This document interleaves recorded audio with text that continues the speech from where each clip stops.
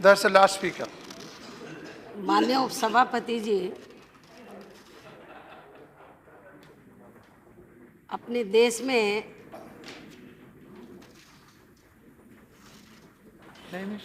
जजेस की नियुक्ति के लिए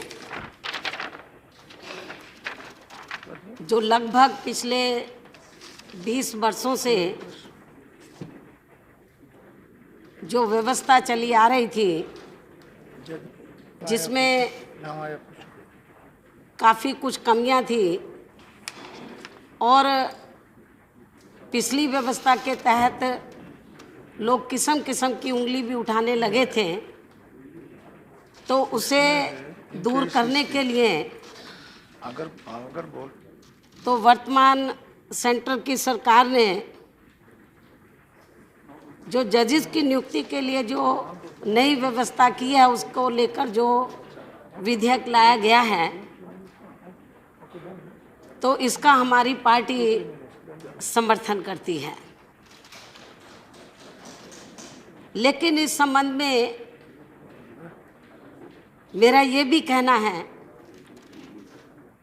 खास तौर से जुडिशरी को लेकर, कि हमारे देश का संविधान लोकतंत्र के ऊपर आधारित है और माननीय न्यायपालिका इसका एक मजबूत स्तंभ माना जाता है। और इसके बारे में परम पूज्य बाबा साहब डॉक्टर अंबेडकर ने इस स्तंभ के बारे में, इस महत्वपूर्ण स्तंभ के बारे में काफ़ी कुछ कहा है। उसके मैं ज़्यादा डिटेल में नहीं जाना चाहती हूँ, लेकिन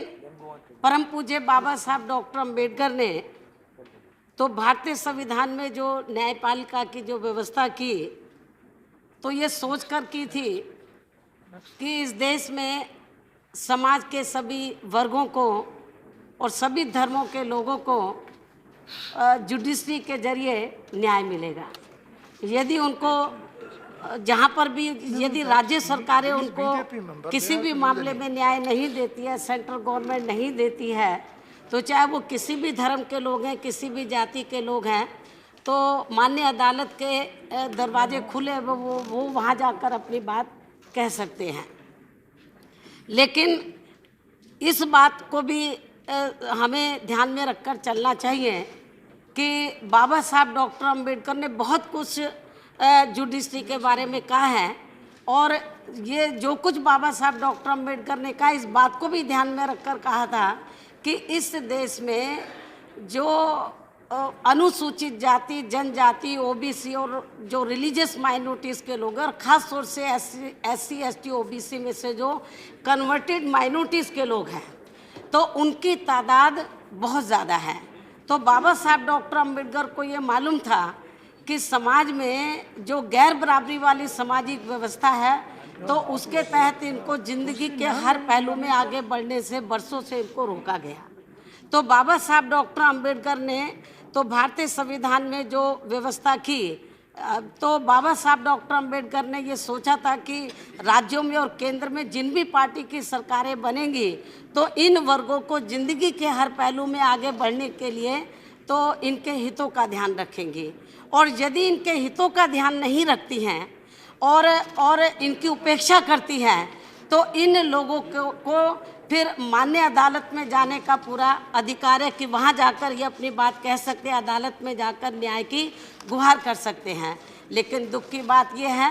कि अपने देश को आज़ाद हुए वर्षों बीत चुके हैं, इन वर्गों के लोगों को ज़िंदगी के हर पहलू में आगे बढ़ने के लिए पूरा न्याय नहीं मिल रहा है। राज्य सरकारें इनकी उपेक्षा कर रही, एक मिनट, राज्य सरकारें इनकी उपेक्षा कर रही हैं, सेंटर की सरकारें इनकी उपेक्षा कर रही हैं, और जब ये लोग न्याय के लिए, चाहे वो हाई कोर्ट में जाएं, चाहे वो माननीय सुप्रीम कोर्ट में जाएं, तो लेकिन पहली बात तो इनकी आर्थिक स्थिति बहुत ज़्यादा ख़राब होती है, ये अच्छे वकील नहीं कर पाते, और जब ये अदालत में जाते हैं तो इनको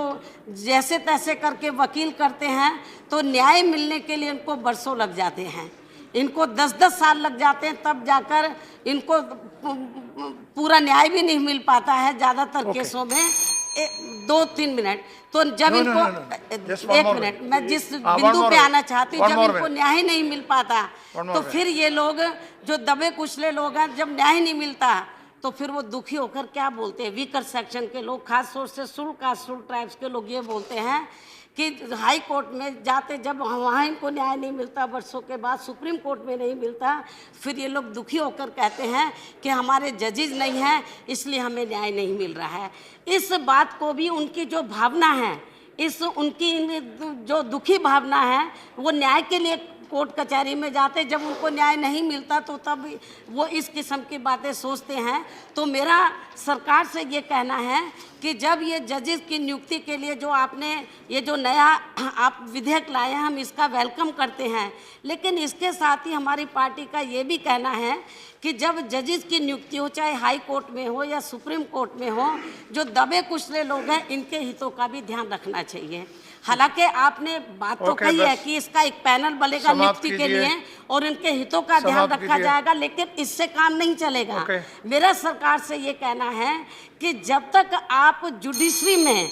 SC ST OBC के लिए और जो रिलीजियस माइनॉरिटीज के लोग हैं इनके लिए आप रिजर्वेशन की अलग से व्यवस्था नहीं करेंगे, इसके लिए अलग से कानून नहीं बनाएंगे तब तक, और आबादी के हिसाब से नहीं बनाएंगे तब तक इनको जुडिशरी में तो इनके जो लोग हैं SC ST OBC माइनॉरिटीज के जो लोग हैं वो जज नहीं बन सकते। तो केवल हम हितों का ध्यान रखेंगे इससे काम नहीं चलेगा, क्योंकि जुडिशरी में इनको रिजर्वेशन नहीं है और इसके लिए हमारी पार्टी लंबे अरसे से संघर्ष करती आ रही है। इसलिए मेरा केंद्र की सरकार से ये कहना है, केवल आश्वासन देने से काम नहीं चलेगा कि हम इनके हितों का ध्यान रखेंगे। आपको सख्त कदम उठाना होगा,